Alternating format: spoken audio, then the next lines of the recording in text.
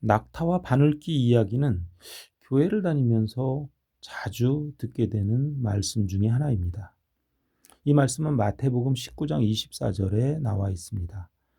내가 다시 너희에게 말하노니 낙타가 바늘귀로 들어가는 것이 부자가 하나님의 나라에 들어가는 것보다 쉬우니라. 이 말씀은 우리가 교회 다니면서 자주 듣는 말씀입니다. 낙타가 바늘귀로 들어간다. 우리가 사용하는 바늘의 모양을 보면 상당히 가늘고 작습니다. 거기에 구멍이 하나 뚫려 있는데 그것을 우리가 흔히 바늘귀라고 말하지요. 그런데 낙타의 사이즈를 보면 이 바늘귀로는 절대 통과하지 못할 것이 당연함에도 성경에서는 이 낙타를 바늘귀를 통과할 것 같은 대상으로 여기는 전제하에 낙타가 바늘귀로 들어가는 것이 부자가 하나님 나라에 들어가는 것보다 쉽다고 말씀을 하십니다. 물론 부자가 하늘나라에 들어가지 못한다는 의미라는 것은 알겠는데 왜 하필 낙타가 바늘귀와 대조가 됐던 것일까요? 위 말씀에서 낙타가 바늘구멍을 통과하기라는 말씀에 대한 여러 가지 견해들이 있습니다. 왜 낙타일까? 하지만 바늘과 낙타의 상관관계는 찾아보기가 쉽지 않아 보입니다. 그래서인지 이 성경 구절은 잘못된 번역의 오류에서 비롯되었다는 주장이 지배적이기도 합니다. 다시 말해서 낙타가 바늘길을 통과하는 것이 부자가 하늘나라에 들어가는 것보다 쉽다라는 성경 마태복음 19장 24절과 마가복음 10장 25절에 나오는 이 유명한 성경 구절은 모두 오역이 되었다는 것입니다. 번역가가 아랍어의 원어 감타, 밧줄이라는 표현인데요. 감라, 낙타라는 단어와 혼동하여서 사실은 밧줄이 바늘길을 통과하는 것이 부자가 하늘나라에 들어가는 것보다 쉽다라고 번역하는 것이 맞은데 이 감라를 감타로 헷갈려서 번역하는 바람에 낙타가 등장했다는 견해입니다.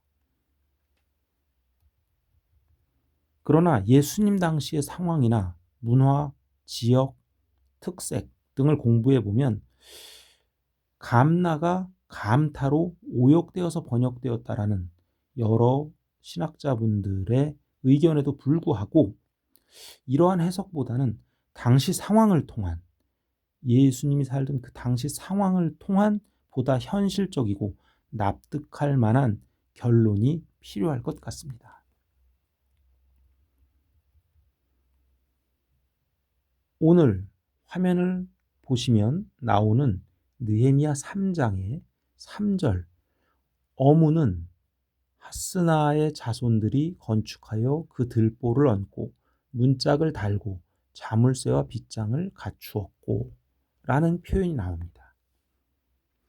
이 어문이라는 것도 물고기 어자를 써서 물고기 모양을 반영해서 만든 문을 말하는 것 같습니다. 그런데 느헤미야 3장에 보면 1절에 그때 대제사장 엘리야십이 그의 형제 제사장들과 함께 일어나 양문을 건축하여라는 말씀도 나옵니다. 바로 지금 여러분이 화면에서 보고 계신 느헤미야 3장 3절에 바로 앞에 절에 느헤미야 3장 1절에 양문이라는 것도 나옵니다. 주변에 돌아다니다 보면 양문이라는 용어를 이용해서 교회의 이름을 짓는 경우도 굉장히 많고 양문이라는 이름을 통해서 양의 문이라고 표현하시는 분도 계시고 또 그러한 카페 이름의 명도 자주 보게 됩니다. 그렇다면 낙타와 바늘귀, 양문과 어문 어떤 관련이 있을까요? 제가 드릴 말씀은 당시 실제 이스라엘의 성문들에는 양문이나 물고기문, 즉 어문이죠. 그리고 옛문, 샘문, 물문, 바늘귀문 등 이러한 이름들이 흔하게 사용되었다는 말입니다. 자, 금방 알아채신 분들도 있을 겁니다. 양문도 있고 어문도 있고 샘문도 있고 물문도 있는데 바늘귀문이라는 것도 있었구나. 그렇죠. 성을 짓게 되면 그 성을 지나가기 위한 큰 행렬이 이용하는 큰 대문이 있었고, 그 대문을 정시에 문을 닫아버리면 밤이나 야간 새벽에 급하게 통과해야 되는 소수의 사람들, 중요 인물들이 통과해야 하고 지나다니는 문이 있었습니다. 그런 문들에 대해서 방향마다 이름이 있었다는 거죠. 그 이름이 바로 양문, 어문, 샘문, 물문, 옛문, 바늘귀문 등이었다는 것입니다. 특히 양문이나 바늘귀문 등의 문은 좀 전에 말씀드린 바와 같이 대낮에 대량으로 큰 행차가 있을 때, 높은 사람들의 행차가 있을 때, 또는 일반 백성들이 지나다닐 때 사용하던 대문, 이 성문이 닫히고 야간에 비상문으로 쓰는 쪽문으로 사용하던 좁디 좁은 실제 비상구 사이즈의 아주 작은 문의 이름을 바늘귀문이라고 표현했다는 거죠. 대낮에는 대형 성문을 통해서 낙이나 낙타, 또 큰 짐승들이 짐을 싣고 유유히 통과하지만 야간이 되면 큰 성문은 당연히 정시에 닫히게 되고 급하게 비상문을 통해 지나가야 할 사정이 있는 사람들을 위해서 이와 같은 문들을 통해서 짐을 잔뜩 실은 낙이나 낙타가 그 좁디 좁은 문을 통과했다는 겁니다.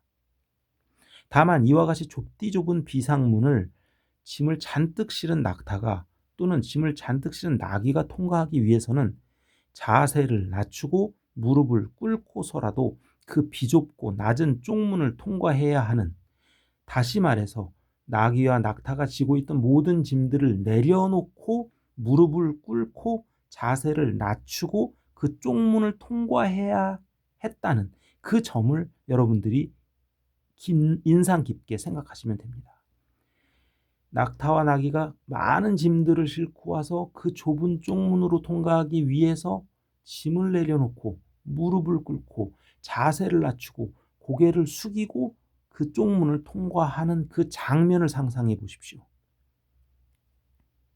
매우 힘겨운 상황에서 간신히 성의 쪽문을 통과해야 하는데 예수님은 바로 이렇듯 우리에게 매우 힘겨운 장면을 부자가 자신의 재산을 나누어 주고 천국에 들어가는 것이 이와 같다고 비유하신 것입니다. 바로 메타포지요. 부자는 많은 물건을 갖고 있습니다. 자랑해야 할 것도 엄청 많습니다. 세상에 자랑해야 할 것과 보여주고 싶은 것들이 아주 많습니다. 그래서 목에는 힘이 들어갔겠죠. 뻣뻣이 서 있을 겁니다. 그리고 등도 허리도 무릎도 절대 굽히지 않은 상태로 지나가고 싶었을 것입니다. 그러나 그 많은 짐을 싣고 있던 낙타를 부자에 비유하시고 그 많은 짐들을 부자가 가지고 있는 재산과 교만에 비유하신다면, 그 비유를 우리가 알아듣는다면 낙타와 바늘귀의 이야기가 충분히 쉽게 풀릴 것입니다. 아무리 재산이 많은 부자라도, 아무리 많은 짐을 지은 낙타라도 이 양의 문 앞에 오면 그 좁은 통로를 통과하려면 짐을 내려놓고 부득이하게 무릎을 꿇고 겸손한 자세로 자신의 머리를 조아려 아래로 숙일 때만 그 쪽문을 통과할 수 있는 것처럼, 부자가 세상에서 자랑하던 그 짐과 교만과 지식과 이 모든 것들을 다 내려놔야만 천국이라는 그 쪽문을 통과할 수 있다는 것입니다. 여기서 부자는 한 가지 의미, 금전적으로 많은 재물을 가진 자만을 의미하는 것이 아니라 지식을 자랑하는 부자, 자신의 가지고 있는 외모를 자랑하는 부자, 자신의 권력을 자랑하는 부자, 세상에서 가진 모든 것들을 자랑하고 그것이 세상에서 최고라고 생각하고 있는 사람을 바로 부자라고 비유하신 것입니다. 예수님 당시에는 이러한 성의 문과 양문과 쪽문을 이용하는 사람들이 대다수였기 때문에 예수님이 부자가, 낙타가 이 쪽문을 통과한다라는 비유를 하셨을 때 당시의 유대인들은 모두 찰떡같이 알아들었다는 것이죠. 그런데 2000년이 흐르면서 지금 우리들이 들을 때는 낙타와 바늘귀가 대체 무슨 연관인가 하는 의구심을 가지게 되는 것입니다. 당시 예수님이 사용하시던 비유의 표현으로 당시 이스라엘 사람들이라면 이 장면이 정확히 무엇을 뜻하는지 충분히 알아들었다는 것을 우리가 깨닫게 되는 거죠. 예루살렘의 성문들과 관련하여 당시 실생활에서 바늘기라는 문이 실제로 예수님 당시에 존재하였다는 말이며, 예수님께서는 이러한 실제 당시 생활 주변이나 생활 현장에서의 소재를 가지고 유대인들에게 하나님 나라의 말씀을 설파하고 설교하시면서 그들이 쉽게 알아듣게 하기 위해서 부자가 하나님의 왕국에 들어가는 것이 이만큼이나 어렵다, 고통스럽다, 모든 것을 내려놓고 무릎을 꿇고 겸손해져야 한다, 모든 것을 비워야만 통과할 수 있다 라는 말씀을 하고 싶었던 것이 아닐까요? 이러한 비유의 과정에서 사용된 이러한 말들이 성경에는 많이 숨겨져 있습니다. 그러나 우리가 표면적으로 낙타와 바늘기라는 말만 기억하고 그게 대체 무엇을 뜻하는지 모르기 때문에 예수님께서 의도하신 그 비유의 속뜻을 깨닫지 못하고 표면적으로 문자적으로 읽고 거기에서 그치게 되는 것이죠. 그런 일이 부지기수로 일어나기 때문에 성도는 성경을 그 뜻과 문화와 역사를 찾아가면서라도 공부하고, 내가 찾지 못하겠으면 아는 분한테 여쭈어서라도 그것을 찾아내고 밝혀내려는 의지를 가지고 성경을 읽어야 합니다.